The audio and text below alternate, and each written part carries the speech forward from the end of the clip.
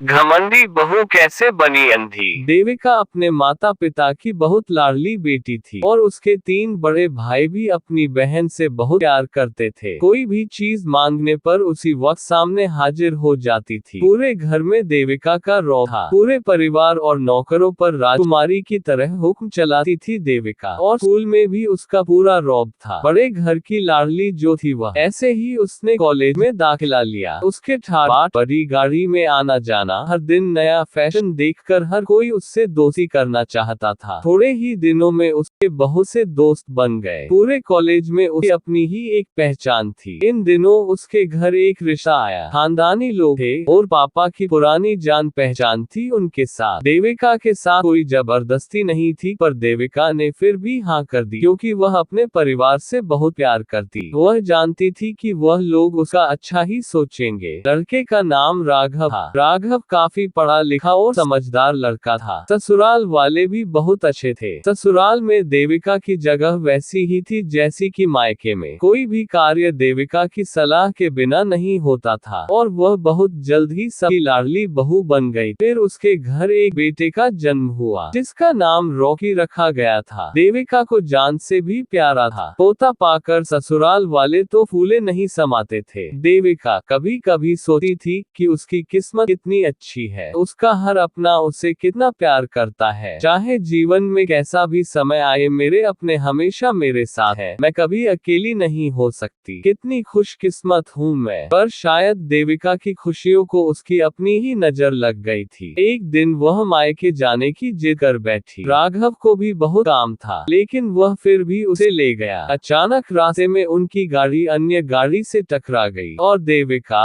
राघव और रॉकी बहुत ही बुरी तरह से जख्मी हो गए। काफी दिनों के इलाज के बाद राघव और रॉकी तो ठीक हो गए, लेकिन देविका पूरी तरह ठीक ना हो सकी। सर पर चोट लगने के कारण वह अपनी आंखों की रोशनी भी खो बैठी। अब देविका की किस्मत जैसे उल्टे पांव चलने लगी। मायके वाले कुछ दिनों तक उससे मिलने आते रहे, फिर कभी कभार फोन ही करके पूछ लेते कि अब कैसी हो। धीरे धीरे ये सिलसिला भी कम हो गया। ससुराल वालों की सहानुभूति भी कम होने लगी। घर में किसी को पास बैठने के लिए कहती तो जवाब मिलता, बहुत काम है, अब तुम भी हाथ नहीं बंटा सकती। राघव भी चिड़चिड़ा हो गया था। बस रॉकी ही था उसके साथ, जिसके साथ हंसते खेलते उसका वक्त गुजरता था। एक दिन देविका के हाथ से कुछ सामान गिर गया, जिसकी वजह से रॉकी को हल्की सी चोट लग गई। देविका के सास ससुर ने रॉकी को उसे अलग कर दिया कि कहीं उसे न देखने की वजह से बच्चे का कोई नुकसान न हो जाए। देविका अंदर से टूट चुकी थी। एक दिन उसने सबके सामने मायके जाने की इच्छा रखी, तो राघव उसे तुरंत मायके छोड़ाया, जैसे कि वह भी यही चाहता था। लेकिन रॉकी को उसके साथ नहीं भेजा गया। देविका कभी रॉकी से दूर नहीं रही थी, पर अपनी कमी के कारण उसने ज्यादा बहस नहीं की। देविका को लगा कि वह 3-4 दिन वहाँ रहेगी तो थोड़ा हवा पानी बदल जाएगा, क्योंकि वह कितने दिनों से कहीं भी बाहर नहीं गई थी। घर वाले भी इतने दिनों बाद उसे देखकर कितने खुश होंगे। देविका के घर पहुँचने पर सब लोग बहुत खुश हुए। खाने में सब कुछ देविका की पसंद का ही बना था। खाना हो जाने के बाद उसने अपने मम्मी पापा और भाई भाभीयों से दिल खोलकर बातें की। उनके छोटे छोटे बच्चे भी बुआ के साथ घुल मिल गए थे। रात को सोने के वक्त जब वह कपड़े बदलने लगी तो उसे पता चला कि उसका बैग तो बहुत भरा हुआ था। वह सब समझ गई और वह बहुत उदास हो गई। कुछ दिनों तक तो सब ठीक रहा, फिर जैसे सब बदलने लगा, सबका व्यवहार बदल रहा था। वह लोग जैसे थक चुके थे उससे। सब लोग घुमा फिरा कर पूछने लगे कि राघव कब आ रहा है तुझे ले जाने। तब वह कुछ न कुछ बहाना बना देती थी, जबकि वह जानती थी कि उस घर में अब उसके लिए कोई जगह नहीं है। देविका से चलते वक्त कुछ न कुछ नुकसान हो जाता। थोड़ी बहुत टोका-टाकी उसे सुनाई देती, वह टाल देती। एक दिन उसके हाथ से लगकर एक कीमती फूलदान टूट गया। छोटी भाभी ने बहुत हंगामा मचाया। देविका के माता पिता रोज रोज के झमेलों से तंग आ गए थे। उन्होंने राघव को खुद से फोन कर दिया, और राघव देविका को अपने घर ले गया। देविका को अपने परिवार वालों से ये उम्मीद ना थी। जिस देविका के कहे बिना घर में एक पत्ता भी नहीं हिलता था, उस घर के लिए वह बोझ बन चुकी थी। राघव के साथ ससुराल आते वक्त वह बहुत खुश थी, क्योंकि वह अपने घर जा रही थी, अपने जिगर के टुकड़े रॉकी के पास। परंतु ये खुशी भी कुछ पल की ही थी। सारा बंदोबस्त पहले ही किया हुआ था। देविका को सीधे ऊपर वाले कमरे में पहुंचा दिया गया। रॉकी से दूर रहने की सख्त चेतावनी दी गई। एक कामवाली बाई रूपा को उसकी जिम्मेदारी सौंपी गई, जो उसके खाने पहनने जैसी जरूरतों का ध्यान रखती थी। उसके बाद देविका ज्यादातर चुप ही रहती थी। कभी कभी कामवाली रूपा से थोड़ा अपने बेटे रॉकी के बारे में पूछ लेती थी, ताकि उसके जरिए रॉकी का पता चल सके। कभी सबकी लाडली बेटी और बहू सबके लिए लाडली से बोझ बन चुकी थी। तो दोस्तों, हमें इस कहानी से यह सीख मिलती है कि जिंदगी में सब कुछ करो,